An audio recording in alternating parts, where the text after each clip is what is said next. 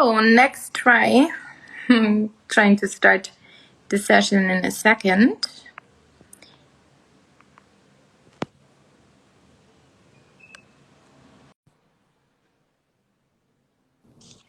Oh, hi. There you are. Yeah, nice to see you. Hi, it works. Hi, nice to see you. How are you doing? A little bit busy because it's already end of the low season and we are beginning the high season. I believe you too. Mm, And cool. what about you? What about the weather in Berlin? Oh, we are in Berlin late summer, which basically means rain and cold, and I'm Ah, starting to wear yes. winter like sweaters and stuff like that. But that's just how it is. Actually the same in Kiev. Okay, cool. How's the whole Corona situation in Kiev right now? Actually, I'm not Well, really aware. right now it's okay, probably, but we are waiting for the second lockdown in September, maybe late September, and still working on the solutions for lockdown period. So tell me a little bit, like you are basically a sustainability consultant and communication expert, right? Yep. Okay. And you've been working with Ukraine Fashion Week for ages and already founded kind of a event or a format on sustainability and sustainable brands for them. Can you maybe just Yeah, explain sure. it to me? Sure. So I'm former head of communication and sustainability at Ukraine Fashion Week. I was leading the position for 3 years. I left the position 2 months ago, approximately, but I'm still remaining the co-founder and ideologist of Be Sustainable Fashion Summit. This is the it's not actually kind of an event, but we create the Center of Sustainability Development in Ukraine. The main purpose and the main mission of this project was to present sustainable projects from Ukraine and all over the world. We wanted to exchange experience between countries in sustainable fashion development. So the project was consist of two parts: educational one. This is the conference, international one. We invited a lot of international experts to share their experience, to share their cases, etc. And the second one was dedicated to actually present and support Ukrainian designers who is working in sustainable fashion direction, let's say.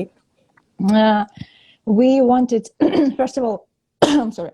First of all, of course, we wanted. First of all, of course, we wanted to present them to the local community and to global community, and I believe we was successful in this mission. Secondly, we tried to promote them as much as possible because I believe that the main thing in sustainable fashion development is communication right now. So I think that what we need to do to communicate our values to make the future better. So I believe that you also have the same thoughts about it. And so I'm still, actually this season, I won't organize the Be Sustainable Fashion Summit, but I will moderate it and will be present there. It's kind of very strange feeling for me because this is not just my own project, but I was the person who initiated it. So it's kind of your baby in a way. Yeah.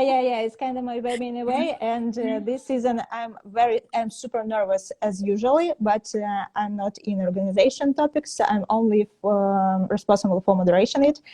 It will be online on YouTube of Ukraine Fashion Week channel on September 4th. And if someone in Kyiv right now and wants to visit, are welcome. So it's free of charge. It always was free of charge, and we are going to make it also open and free for visitors because this is actually the thing also we want to do, to spread the audience, to educate different kind of levels of the audience, from the consumer to fashion designers and fashion experts as well. So you don't have to be necessarily a fashion professional to like sign in or to join in the future. Not necessary, but I must say that I must know that the level of the content more professional than just for not just white, but in general, the audience of the Sustainable Fashion Summit is people who are inside the fashion industry and also who are around. So, and a lot of just conscious consumers like to see the designers, just to watch them, watch the shows, try to just to understand what is actually sustainable fashion means for them and for people who participate in it. So kind of like that. What's your general approach? Because I mean, you've been working so much with all of this in Kiev, in the Ukraine. What do you think is the general mindset of sustainability? Like in Ukraine? Do people care? You know, we can divide the audience into probably, I believe that you know such kind of terms like early adopters, early majority, late majority, and innovators. And of course, there are some innovators who are working with sustainable fashion development for years already. Yeah. And also, there are much people who actually cares, but don't know what this exactly means for them. And I believe this is also a good point because it's just the way the movement is going on. And of course, and the third part of the audience who doesn't know what is sustainable fashion, eco fashion, slow fashion, and but they need to be educated. They just need to be inspired. And the main thing, what we're trying to do in the Sustainable Fashion Summit, and also what I'm trying to do as a sustainable fashion consultant, I want to inspire people, just to show they need to be curious, they need to investigate, they need to care.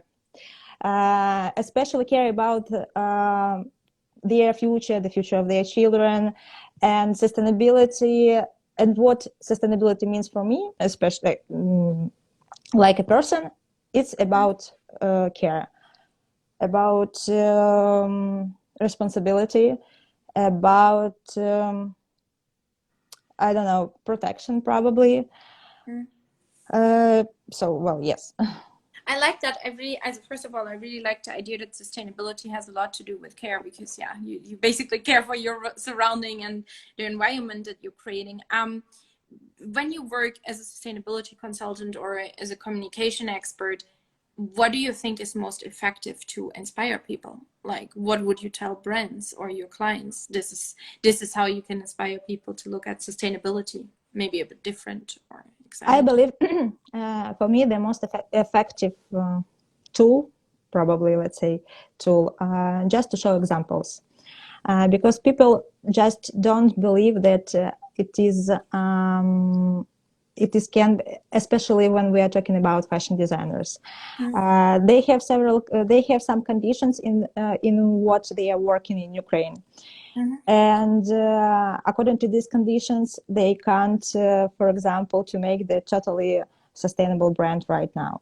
But what I'm trying always to show them, that there are nice examples of small brands that step by step developing their brand, that they are creating their standards, that they are creating their sustainable strategy. And if you have the goal, you definitely will reach it. So nice. I really like that. I mean, obviously, I know a bunch of brands that you have featured or that are in their, let's say, schedule of Ukraine Fashion Week that work with sustainability. And one thing that I find really interesting is the aesthetics. Like, you have really cool brands there aesthetically. How, like, if you, for example, would work with a brand, what would you tell them in terms of design? Would you go like this is a non-compromise thing, or you could work around that? If there, like, what's your take on that, sustainability and looks? I believe that sustainability is always challenge for them as designers, but it also shows them much more opportunity to make different kind of I'm sorry.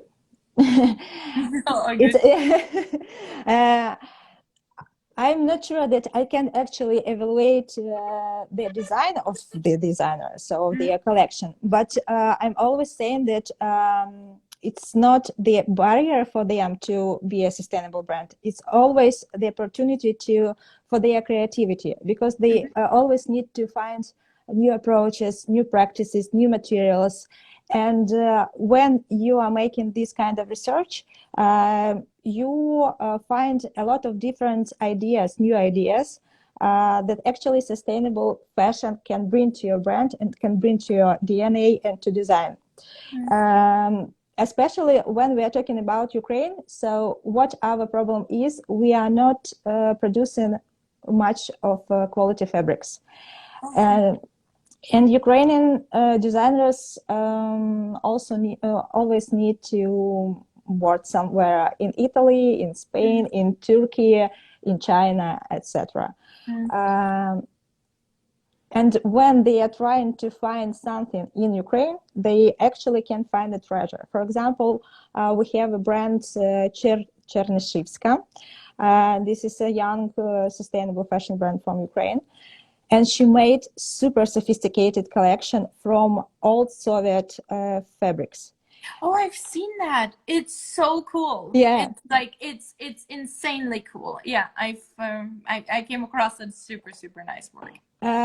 And actually, but you see the pictures, and I have a chance to see the collection, and I was super surprised because the quality, the sewing, the quality actually of materials, but they are old, super nice, and it's really looks very high end. So, and this is a good example. When you're trying to find something, you sure will definitely find it. So. And sometimes, and also one of my favorite example is Ksenia Schneider.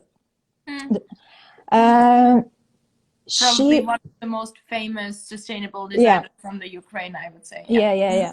She always have this battle between design and sustainability, because she like designer about design. You can see her collections; it's all about design.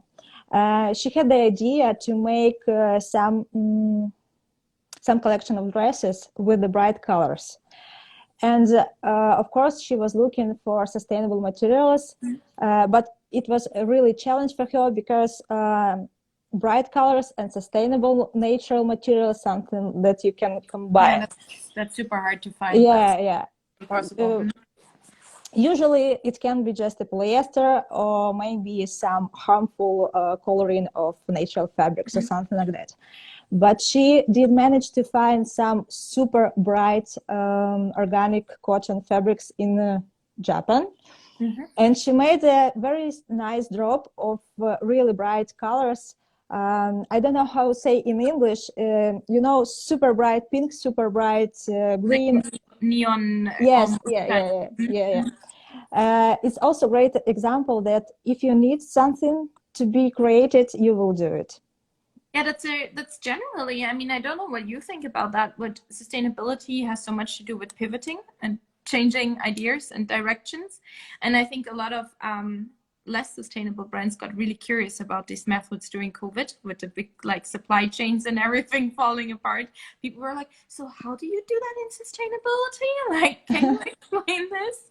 But you just mentioned that you stopped like 2 or 3 months ago with Ukraine Fashion Week, and I know that you moved on to like more of the tech sector, right? So speaking about tech and fashion, so what is your take on sustainability in, let's say, e-commerce or tech solutions for that matter?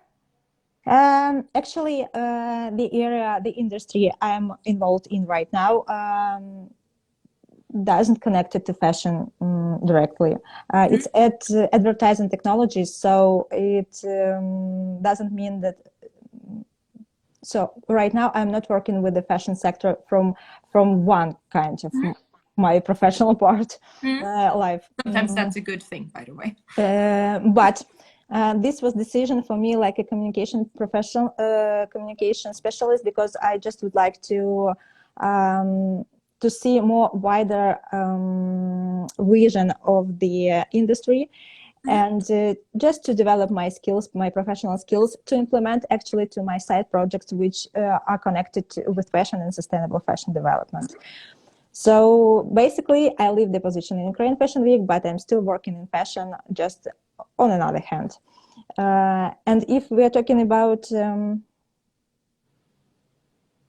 fashion and tech, FashionTech. FashionTech, yeah. Actually, I don't know what exactly means fashion and tech fashion. We can, what can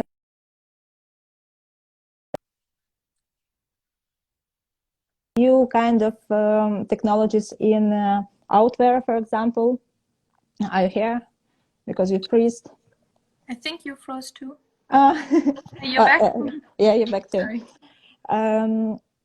Or digital fashion is the part of tech fashion, or maybe some biological materials that are developing right now all over the world. So what exactly means fashion tech, and can we separate it from the sustainable fashion in general? What do you think? I mean, I think there is, as a fashion tech, in my opinion, is everything that basically takes a process that is in the usual supply chain or creation part of fashion and puts it in like a digital aspect or a digital way, which then, and I think it's so interesting how that got interlinked. Like you talk fashion tech, you talk sustainability, because one example you said was digital fashion, right? And this, for example, pattern making or sample making, sample collections, you know, I think for people who don't work in the industry, for example, you don't know how much resources go into sample collections that get shipped around, that probably never gets produced, but it's just there. And thinking about tech solutions for sampling items, for example, that is something that really hits into sustainability, but also e-commerce, because I know that you also worked with e-commerce like in the past, right? Yes, it was my first project. It was the first sustainable e-commerce website of sustainable fashion brands in Ukraine. But it existed for 1 year, unfortunately. Because of several problems. One of them was financial, and the second one was the communication, actually. And we started early in Ukraine. It was super new topic, and it was not a hot topic in Ukraine at that time. But what actually I can already, what insights I can already share with you from my current industry. E-commerces need to work with their audience and to target their audience in a more proper way, probably. And if they have actually the resources, financial resources for different kind of tools that will help them to target their audience, they can be really competitive on the market. Where do you see a lack of that? Like, where do you see that they don't do that enough? Like, do you have an example for that? I believe that the rise of e-commerce between fashion brands was during the COVID, because they couldn't actually sell offline. But it like this one. So this kind of rise, because actually sustainable brands, I think this is just my opinion and my own research, that they don't invest enough to their websites and selling platforms, online selling platforms. They don't invest into development of different kinds of fitting rooms, online fitting rooms. Don't invest into nice content, nice user design, user experience. And this is all the components of that actually can help them to raise their sales, especially right now when we are talking, when we are all, everywhere but not offline, and it really can help them just to actually be financially successful, and targeting and I believe that one of the problems of small brands and medium brands that they don't know how to find their right audience. They don't know how to communicate their values. They don't know how to be the love marks and lifestyle brands for their clients. It's always easy when you have a fashion show, offline fashion show, when you go to fairs, when you go to different kinds of markets, and you can communicate your values directly to the client, to a offline real client. But right now it's super difficult for them. I see that they don't know how to do it. Comparison with another industries, probably not. Okay, let's say with another retailers, but not fashion retailers or big retailers, for example, like I don't know, like Amazon. Okay, let's say Amazon. They know about their clients everything, so they can sell you everything. They know your pains, they know your desires, etc. And I believe that fashion brands also, I mean the small and medium one, because if we are talking about Net-a-Porter, of course they know how to sell. And Different this is story, right? yeah, and this is the problem also only of small brands. I think it's very interesting that you mentioned that. I totally agree on a communication level. I have it quite often that when I come in as a sustainability consultant and I'm not necessarily always communication focused, a lot of friends would ask me more on the supply chain end, and then I look at their stories and what they do, and they are like hyper sustainable, or they have really great practices, but they just don't mention it. They just don't tell it, and I'm like, how can you miss that out? You know, like you have a whole new like world of customers in front of you if you just use this like one or two extra words, and it's super super crazy. Yeah, they just, I don't know why, but they don't add this added value of the product. Do you think it has something to do with, because to be quite fair, when you just mentioned Net-a-Porter and something like that, there's hardcore communication experts working on the way that they, you know, how they communicate and how they do everything. Do you think small brands lack resources to maybe have an external consultant or something like that? The teams are usually very small. Very often the fashion designer is the communication manager, is the sales manager itself. So this one point, and also I think that the lack of experience, the lack of time. They don't have time to experiment, to feel the audience. They don't have much investments to prolong their life, and they just die before they actually find these insights they need to work. That is maybe so true. Thank you so much for joining me today. So, thank you. Thank you for having me today. All of you who want to learn more about Daria's work and everything that has to do with Be Sustainable should totally follow their Instagram account and check out the upcoming Fashion Week and fashion event. And this talk will, as always, be found on our Instagram TV. And thank you so much. Have a good weekend. Thank you. You too. Bye. Thank you. Bye.